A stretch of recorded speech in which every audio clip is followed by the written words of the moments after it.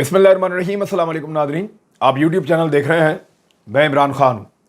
अच्छा, इससे पहले कि मैं ये वीलॉग बाकायदा शुरू करूँ, बहुत सारी चीज़ें आपके साथ मैंने शेयर करनी है। ख़ास तौर पे आपको बताना है कि धांधली किन तरीक़ों से की जाएगी और इन तरीक़ों से बचने के लिए आप क्या कर सकते हैं। लेकिन पहले मरीम नवाज़ साहिबा ने क्योंकि मेरे बारे में जिक्र किया है तो मैं ज़रा जवाब उनको दे लूँ, और बहुत ज़रूरी है। एक सहाफ़ी पकड़ा गया, उसको सहाफ़ी नहीं कहना चाहिए, वो सहाफ़ी होता तो मैं उसके साथ खड़ी होती।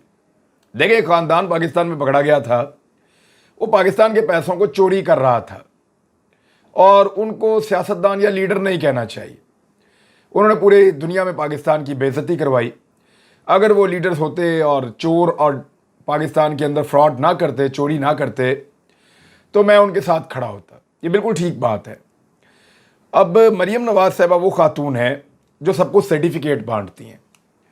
यानी मरीम नवाज़ साहिबा ने कुछ अर्सा पहले हमें बताया कि आर्मी चीफ कैसा होना चाहिए, ये उन्होंने बताया था। आप सबको याद होगा, उन्होंने कहा कि आर्मी चीफ में ये क्वालिटीज़ होनी चाहिए और इस तरीके का आर्मी चीफ होना चाहिए। फिर मरीम नवाज़ साहिबा ये बताती हैं कि जज कैसा होना चाहिए। अदलिया के बारे में उनकी बड़ी अच्छी राय आती है, वो बताती है जज कैसा होना चाहिए, मुख्तलिफ चीज़ों के बारे में अपनी राय देती हैं और सर्टिफिकेट जारी करती हैं। अब वो ये कह रही हैं कि सहाफ़ी कैसा होना चाहिए। ये वो खातून कह रही हैं जो ज़िंदगी में खुद कुछ नहीं कर सकी। इनकी जो टोटल इजाद है ना अपनी ज़िंदगी में, वो झूठ है।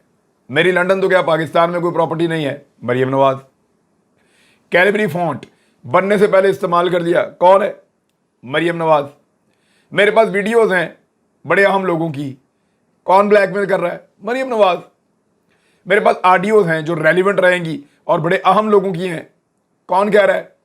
मरीम नवाज़। पहले कहा कि मेरे अब्बू बहुत बीमार हैं, बाद में कहा कि अगर गारंटी मुझे मिल जाए तो मैं शाम को ले आऊँ। अब अपनी हुकूमत है, पता नहीं किन से इन्होंने गारंटी लेनी है, और यानी हर तरह का झूठ इन्होंने बोला। और अब वो ये कह रही हैं कि वैसे मेरे लिए तो बड़ा ऑनर है कि मुझे सर्टिफिकेट कम से कम सहाफ़ी होने का इस खातून से नहीं मिला जिनके झूठों के ऊपर पूरी एक किताब लिखी जा सकती है, बिल्कुल लिखी जा सकती है। और ये वो खातून है कि इनके वालिद ने जो इनको बनाना चाहा ये वो कभी नहीं बन पाई। यानी इनके वालिद वज़ीर आज़म थे, उन्होंने अपना पूरा असर रसूख और सिफारिश और अपनी ताकत इस्तेमाल की, लेकिन वो अपनी बेटी को डॉक्टर नहीं बना पाए। यानी आउट ऑफ द वे जाके हर तरह की सिफारिश करके जोर ज़बरदस्ती लगा के अपनी बेटी को डॉक्टर बनाना था, ये खातून फिर भी डॉक्टर नहीं बन पाई। जो ज़िंदगी में कुछ खुद नहीं बन पाई और सारी ज़िंदगी इस बात के ऊपर गुजार दी कि मेरे बाप ने जो किया है उसको मैंने खाना है। वो सेल्फ मेड आदमी को ना कभी समझेंगी ना इनको पता चलेगा। ज़िंदगी में कभी मेहनत करनी पड़े, ज़िंदगी में कभी धूप में काम करना पड़े, ज़िंदगी में कभी बाहर निकलकर दुनिया का सामना करना पड़े, तो तब पता चले कि ज़िंदगी कैसे गुजरती है। बाप के माल के ऊपर अय्याशी करना, सियासत करना, बनी बनाई पार्टी को आगे चलाना, ये सभी कर लेते हैं। किसी को भी आप कह लें नकम्मे से नकम्मा बंदा या बंदी ये काम कर लेंगे। बहरहाल सर्टिफिकेट मरीम नवाज़ का तो बिल्कुल नहीं चाहिए और सहाफ़त का सर्टिफिकेट तो बिल्कुल ही नहीं चाहिए इनसे। अब आ जाए महंगाई के इशू के ऊपर। महंगाई मजीद बढ़ गई है जी, लेकिन मरीम नवाज़ ने कहा कि बड़ी अच्छी नींद आई उनको रात को और बड़ी सुकून की नींद आई। जब पेट्रोल की कीमत कम हुई तो बड़ा उनको इत्मीनान और सुकून मिला। यार, लोगों को बेवकूफ़ समझते हैं। 100 रुपये पेट्रोल की कीमत बढ़ा के 18 रुपये कम करके एहसान अजीम कर दिया पाकिस्तान के ऊपर। और ऐसे ऐसे पाकिस्तान में मिरासी मौजूद हैं जिन्होंने सारी रात तबले के ऊपर नाचते रहे कि जी पेट्रोल कम हो गया, कीमत कम हो गई, कीमत कम हो गई। और भाई 100 रुपये इन्होंने ज़्यादा की और कम कितनी की? 18 रुपये कम की। 82 रुपये अभी भी इनके ऊपर सरप्लस है। यानी 82 रुपये अभी भी इनके सर के ऊपर है कि इन्होंने कौम के ऊपर 82 रुपये का बोझ डाला हुआ है। इमरान खान साहब पेट्रोल खरीदते थे 125 रुपये से 130 रुपये के बीच में, यानी 125 से 130 डॉलर फी बैरल का इमरान खान साहब पेट्रोल खरीदते थे और बेचते थे 150 रुपये से कम का लीटर। ये लोग लगभग 95 रुपये से भी कम का ये डॉलर का ये बैरल ये खरीद रहे हैं। यानी इमरान खान से 30% सस्ता पेट्रोल ये खरीद रहे हैं और बेच कैसे रहे हैं? दुगनी कीमत के ऊपर। यहां से आप अंदाजा लगा लेंगे कौन सा रिलीफ है जो उन्होंने पब्लिक को दिया जिसके ऊपर इनको नींद आ रही है। तो ये सब झूठ है, फ्रॉड है और वही तजर्बे हैं जो ये हमेशा करते रहे हैं। अब कंपेन जो है वो इलेक्शन की ख़त्म हो गई है। जिस वक्त आप ये वीलॉग सुन रहे हैं, अब सिर्फ वोटिंग होना बाकी है। इलेक्शन डे के ऊपर जो जितना अच्छा परफॉर्म करेगा वो उतने अच्छे नताइज उसको मिल जाएंगे। महंगाई के अंदर मजीद इजाफा हो गया है पाकिस्तान में, और लोगों को वोट डालने से पहले याद रखना चाहिए कि इस हुकूमत ने उनको महंगाई की किस दलदल में डाला है। इमरान खान के दौर में 11% से 13% तक महंगाई गई थी, सिंगल डिजिट में भी रही थी, और कोरोना के बावजूद महंगाई इतनी ज्यादा नहीं हुई, वो 13 को उन्होंने क्रॉस नहीं करने दिया इमरान खान साहब ने। अब इस वक्त महंगाई पता कितनी है? इस वक्त महंगाई है 33.12%, यानी 33.12% महंगाई इन्होंने कर दी है। लगभग 33.25% की महंगाई है। इतनी महंगाई कि इमरान खान साहब के दौर में जितनी महंगाई थी उससे 3 गुना महंगाई इन्होंने कर दी है। दुगना करें फिर 3 गुना करें, इतनी महंगाई इन्होंने बढ़ा दी है पाकिस्तान में। वोट डालने से पहले यह जरूर सोचिएगा कि आपके मुंह का नवाला कौन छीन रहा है और इस इंपोर्टेड सरकार ने आपके साथ क्या किया है। यानी अब तो लोटे खुद बताना शुरू हो गए कि अब इलेक्शन नहीं जीत रहे। जो नज़ीर चौहान है बेचारा, वो लोगों को टेलीफोन्स कर रहा है, उन्हें कह रहा है कि जी मुझे वोट दे दें, मुझे सपोर्ट दे दें। लोग आगे से उसकी बेइज्जती कह रहे हैं, हर जगह पे बेइज्जती हो रही है। दूसरी जानिब जो खुशाब वाला लोटा है, उसके बारे में एक बड़ी इंटरेस्टिंग खबर है, मैं आपको थोड़ा सा बता देता हूं। वो कहते हैं जी बाहर निकलो तो लोग लोटा कहते हैं। ये खुशाब से पाकिस्तान तहरीक इंसाफ का जो मुनरिफ रुकन हुआ था गुलाम रसूल संगा, उसका भाई अब वहां से इलेक्शन लड़ रहा है। उसने कहा कि पंजाब के ज़िमनी इलेक्शन के सिलसिले में आप लोग मुझे साहब कह के बुलाते हैं, बाहर निकलो तो लोग लोटा कहते हैं। अब आप लोग बताएं क्या मैं साहब कहलवाने के लिए रह गया हूं या मुझे लोटा कहा जाए? तो ये इस तरह का उसके वीडियो भी सामने आई हुई है, और वो अपने भाई गुलाम हैदर संगा को जो है वो नून लीग के टिकट पे इलेक्शन लड़वा रहा है। ये सूरत हाल हो चुकी है लोटों की, और ये खुशाब से है। और मैंने आपको पहले बताया था कि खुशाब की सीट के ऊपर PMLN किसी सूरत इलेक्शन नहीं जीत सकती। लाहौर के अंदर बहुत भी अगर मार्का मारे तो 2 सीटें जीत सकते हैं। शेखुपुरा में नून लीग का कारकुनी वोट डालने को तैयार नहीं है। फैसलाबाद, रावलपिंडी, खुशाब, भक्कर के अंदर मुकाबला करेगी पाकिस्तान तहरीक इंसाफ और PMLN।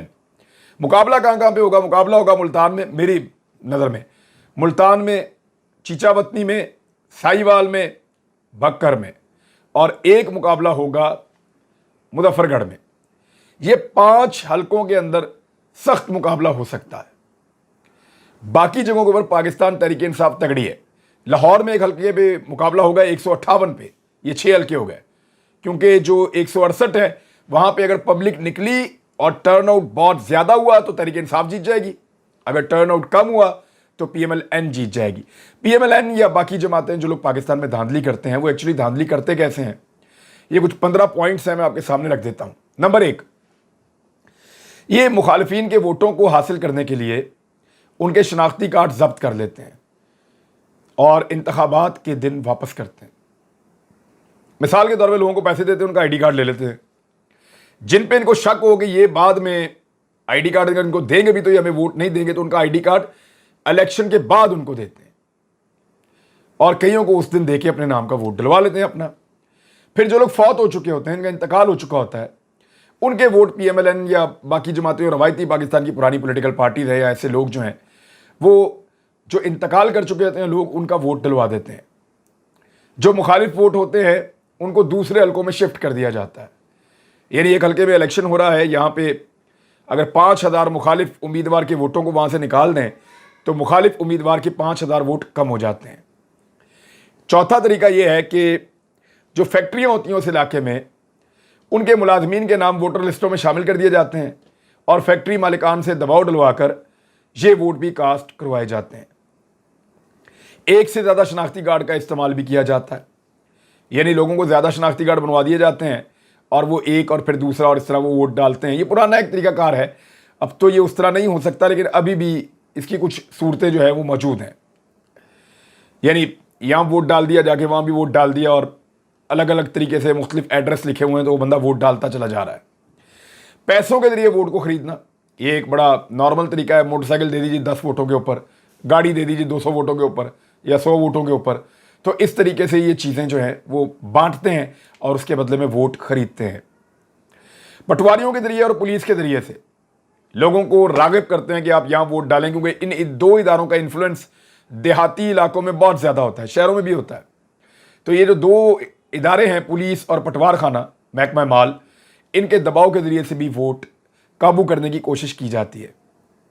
इलाके में दहशत फैला देते हैं, यानी जिस इलाके में इलेक्शन हो रहा है वहां ऐसी दहशत फैला देते हैं कि जो लोग खुलकर सामने आना चाहते हैं वोट डालने के लिए, वो खुलकर सामने आने से डरते हैं। जिस पोलिंग स्टेशन के ऊपर मुखालिफ उम्मीदवार को ज्यादा वोट पड़ने की उम्मीद हो, मिसाल के तौर पे एक पोलिंग स्टेशन है, वहां पे दो उम्मीदवार खड़े हैं, तो एक उम्मीदवार को वहां पे 100 में से 80 वोट पड़ने और दूसरे को 20 पड़ने, तो वो जो जिसको 20 पड़ने ना, वो वहां पे इतनी लड़ाई करेगा कि शाम तक वोट ही टोटल 50 पड़ेंगे।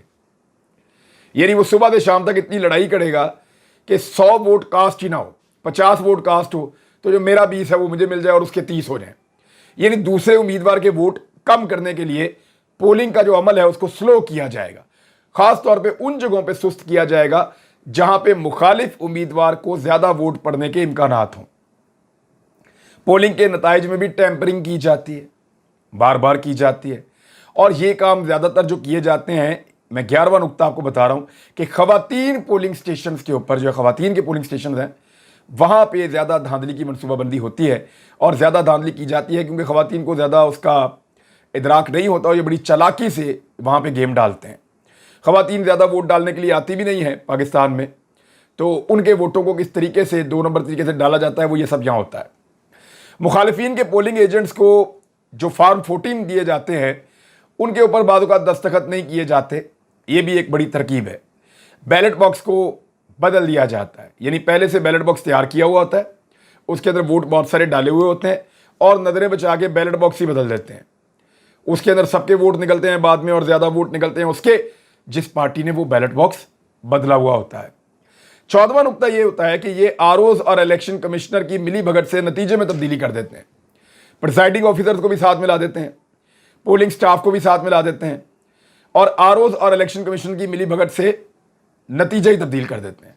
और इसमें एक और काम किया जाता है, जो मुखालिफ उम्मीदवार है उसके जो पोलिंग एजेंट हैं उनका पता पहले करवाया जाता है, कौन कौन किस किस पोलिंग स्टेशन पे जा रहा है, तो उनको भी खरीदने की कोशिश की जाती है और बाज़ औक़ात खरीद लिए जाते हैं कि आपने खामोशी से बैठना है, हम वहाँ जो मर्जी अंदर करते रहें। और आखिरी एक और जो इनका हरबा है इलेक्शन में धांधली का, वो ये है कि जहाँ ज़रूरी महसूस होता है नतीजे को मुतनादे बनाने के लिए गलत उम्मीदवार के जीतने का ऐलान कर देते हैं। जी वो जीत गया, रोला डाल देते हैं, बाद में कहते नहीं ये जीत गया है, वो जी नहीं, अब पहले तो वो जीत रहा था, अब ये कैसे जीत गया। तो एक झूठ मूठ का रोला डाल के एक फिजा क्रिएट कर देते हैं ताकि इलेक्शन ही पूरा का पूरा मुतनाज़े हो जाए। एक और खबर है जी, बल्कि 2 खबरें हैं, मैं आपको पढ़ के बता देता हूं, खबर बहुत इंपॉर्टेंट है।